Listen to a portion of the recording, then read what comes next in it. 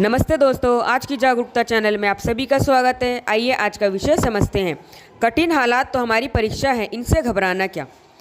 दोस्तों, कई बार ऐसा होता है कि कोई ऐसा व्यक्ति आया जिसके आने से घर में क्लेश हो गया। हम सोचते हैं कि यह आया ही क्यों, इसे नहीं आना चाहिए था। पर याद रहे, वैसा व्यक्ति आया है तो उसका भी कोई कारण होगा। उसे भगवान ही भेजते हैं कि इसकी परीक्षा लो कि इसके अंदर कितनी क्षमता है, कितनी करुणा है, कितना धीरज है। ऐसे व्यक्ति जीवन में एक परीक्षक की तरह आते हैं। सत्संग सुनकर भी उस व्यक्ति जैसा व्यवहार हम करने लगे तो सत्संग सुनने का क्या लाभ हुआ। मतलब जब सामने वाला गुस्सा करे और हम भी उससे गुस्से में ही बात करें तो हमारे और उसमें क्या अंतर रह जाएगा।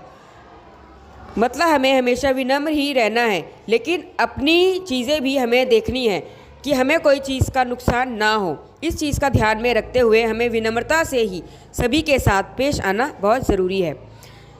विपरीत और कठिन परिस्थितियों में हमारी श्रद्धा और ज्ञान की परीक्षा होती है। जब हमें कोई परीक्षा ना देनी पड़े, पर क्या कोई बिना परीक्षा दिए अगली कक्षा में गया है? ऐसा कभी नहीं होता। अपने बच्चों को भी हम समझाते हैं कि परीक्षा देकर ही आप अगली क्लास में जाएंगे। जब जब जीवन में कोई दुख आता है, इसका मतलब हमारी परीक्षा चल रही है और उस परीक्षा को पार पाकर ही हम अपना आगे जो हमारे आगे जीवन है वो हमारा सफल होगा और सुंदर भी बनेगा।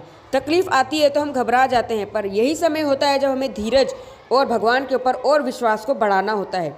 ईश्वर के प्रति अपने विश्वास को हमें परखना है कि हम कितना उनके ऊपर विश्वास जमा कर रख सकते हैं। संकट की घड़ी में तो विश्वास को और बढ़ जाना चाहिए। विश्वास नहीं है इसलिए दुख और बढ़ जाता है, क्योंकि हमारा विश्वास संकट के समय में भगवान से भी उठने लगता है, तब हमारा दुख बढ़ जाता है और हम घबराने लगते हैं।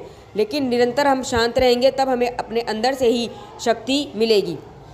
सच्चा साधक वह है जो खुशी और आनंद लेने के लिए अपने अंदर जाता है, अपने अंदर की तरफ देखता है और बाहर व्यवहार में जाकर सिर्फ वह अपना कर्तव्य निभाता है।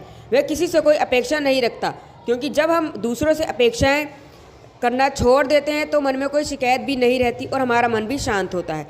सब मेरे अनुकूल रहे, ऐसी अपेक्षा जब हम करते हैं तब ये समझदारी वाली बात नहीं है, तब हमें दुख होता है। एक सच्चे साधक बनने के लिए एक सच्चे साधक बनो, क्योंकि साधक का चित्त भोग करते हुए भी अंतर में ईश्वर से जुड़ा रहता है। जो भोग में भी योग को साधता है वही साधक है।